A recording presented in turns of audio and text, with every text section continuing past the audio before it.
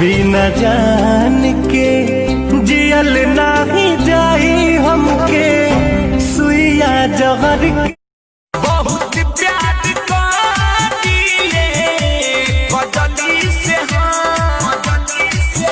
मरद वो कर छोड़ दी तो भातारा वो कर छोड़ दी तो राखली हब।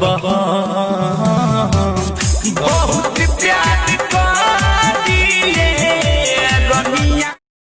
हो कृष्णा बेदर दिया पर मोध जी प्यार करो नहीं तो होई विरोध जी।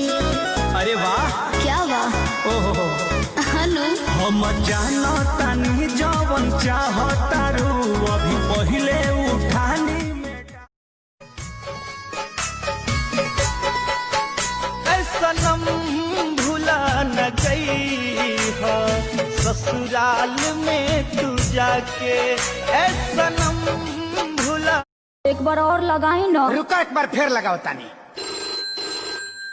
ए पापा हो पापा हम सुहाग रात मनाई ले लियो। पंडित जी से दिखौला हवे। अरे तो सुहाग रात में पलंग के जरूरत लगल है, पंडित जी के थोड़ी लगल है। ए दादी डरली